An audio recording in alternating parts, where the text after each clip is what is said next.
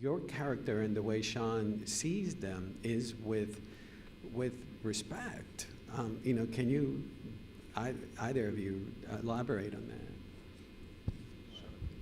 Well, approaching these worlds, usually for the last 5 films actually, I've been focusing on worlds that I am not a part of. I'm an outsider to.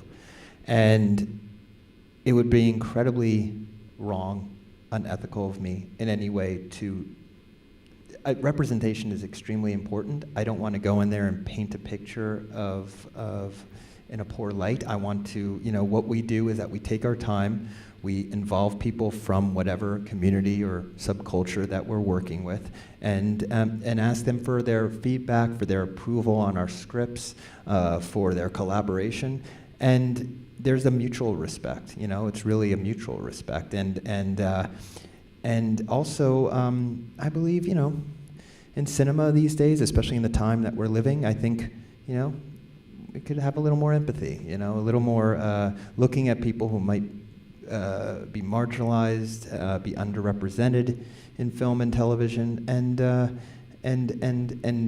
tell a story that has a universality. Something in which people, no matter where you are in the globe, you'll be able to connect with them because of universal, common human traits, and that's what's important. That's what Chris and I have been trying to do with these last few films, so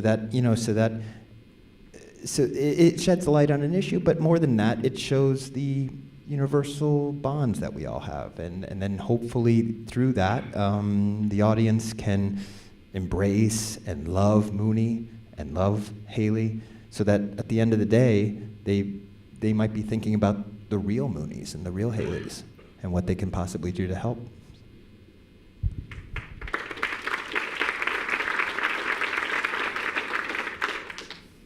Willem, he said it beautifully, but I think for those scenes, if we look at it practically, Bobby wants to do his job the easiest. He doesn't want to create a scene. He doesn't want to make problems. He wants to make everything go smooth. So when the woman's sunbathing topless, his objective is to get some clothes on because he feels a responsibility to the other people and is worried about the kids, and it's not right to him. But he knows he's not going to get her to cover up just by yelling at her or threatening her. He has to empathize with her and figure out a strategy to get what he wants. Now, it's not totally altruistic. He doesn't see her as necessarily a wonderful person, but he's practical. He's like, listen, this is the situation we've got. Let's move towards a resolution.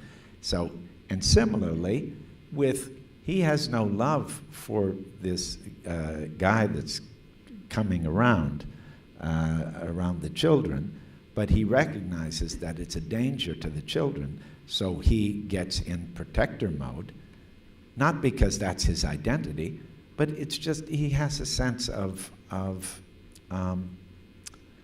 trying to make the community work. And so he gets in there and does his best.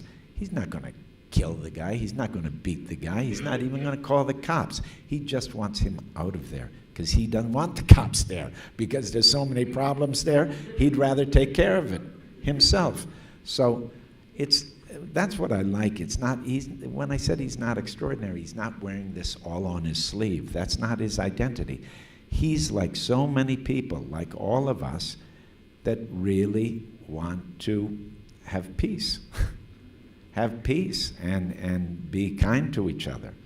And even though he doesn't identify with those people necessarily, he does know that he's been at this job enough that he knows that he's got to find the way to make them feel good.